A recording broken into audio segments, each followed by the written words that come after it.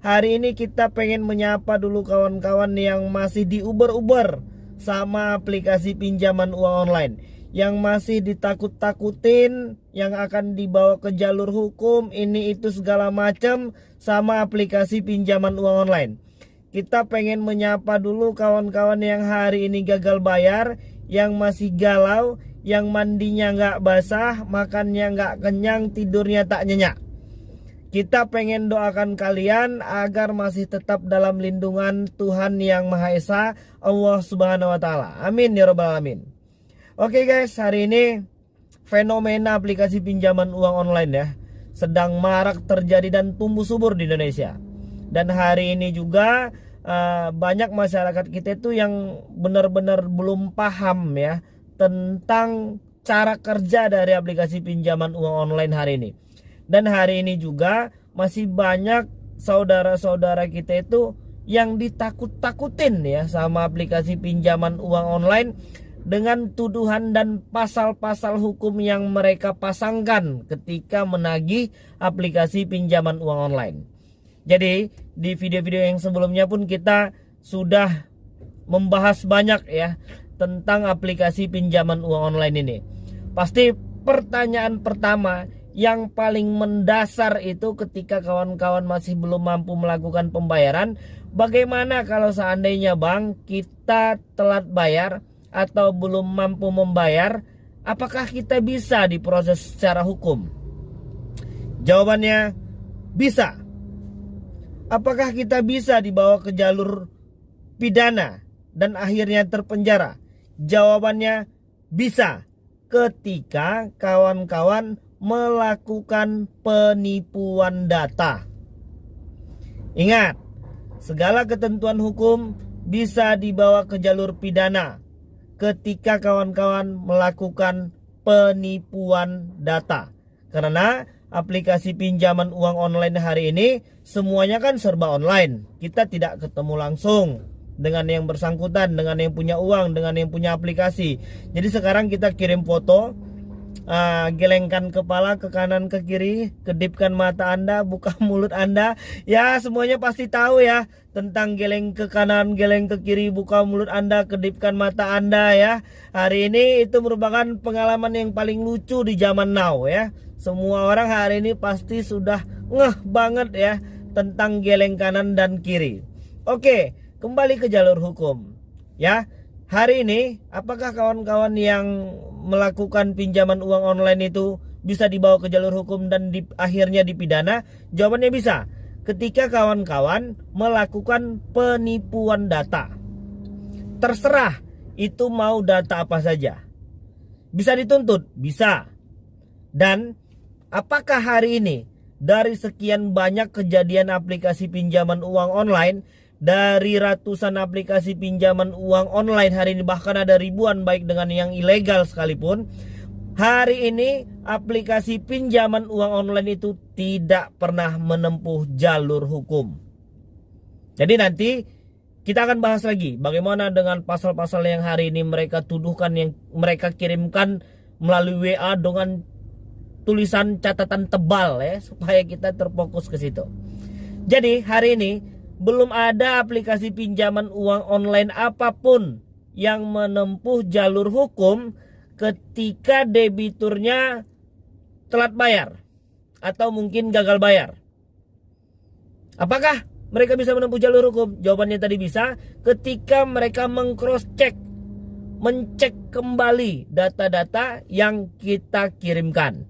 Misalnya hari ini kita kerjanya berbeda, kita kerja di Pertamina ya, supaya lebih keren, BUMN dengan penghasilan tertinggi itu 30 sampai dengan 50 juta sebulan. Ya kita membuat data palsu ya dengan slip gaji supaya kita bisa diterima. Itu bisa dituntut, bisa. Tapi sampai dengan hari ini aplikasi pinjaman uang online itu belum ada satupun yang menempuh jalur hukum. Itu yang pertama. Dan yang kedua ya kawan-kawan, bagaimana dengan pasal 372, 378?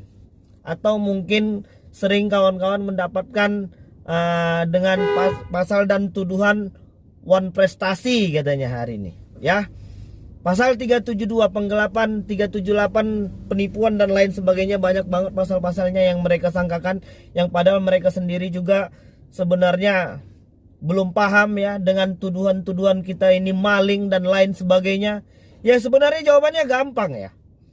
Jadi hari ini kalau mereka itu menyebut kita ini adalah seorang penipu, seorang maling, atau mungkin kita ini dibilang melakukan tindak kriminal lainnya lah ya.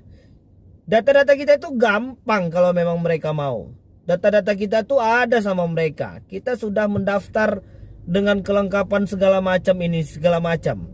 Ya kalau memang mereka mau menuduh kita itu sebagai penipu atau maling, yang mereka buat saja laporannya. Toh hari ini yang malah lebih banyak tuh debitur, korban dari pinjol itu yang membuat laporan. Apalagi yang ilegal. Hari ini sesuka hati mereka mempermalukan debitur yang belum mampu melakukan pembayaran. Gampang. Jadi kalau hari ini kawan-kawan itu masih ditakut-takutin dengan pasal 372, 378 ini itu segala macam, dengan tuduhan penipuan dan penggelapan dan lain sebagainya, banyak banget ya. Ya sudah, kasih tahu sama aplikasi pinjolnya. Ya udah, kalau memang kalian menuduh saya dengan tuduhan seperti itu, silahkan dibuat saja laporannya. Jadi jangan takut ya kawan-kawan. Dan hari ini sesuai dengan keputusan MK, yang namanya hutang piutang itu tetap jatuh ke ranah perdata. Jadi ujung-ujungnya diselesaikan secara kekeluargaan. Terkecuali tadi di situ, misalnya kawan-kawan minjem uang sama teman kawan-kawan, sama saudara misalnya. Bro, gua pinjam uang lo dong. Buat apa? Gua mau buat usaha. Nanti setelah usaha ini berhasil, misalnya gua mau buat usaha bengkel mobil misalnya. Nanti kalau usaha ini berhasil, aku kasih keuntungan dengan perjanjian hitam di atas putih. Lalu kawan-kawan melakukan penipuan, bengkelnya nggak jadi dibuka, hasil keuntungan juga nggak ada dikasih, uangnya malah dibuat poya-poya dan lain sebagainya. Apakah itu bisa dibuat penipuan? Ya belum tentu juga.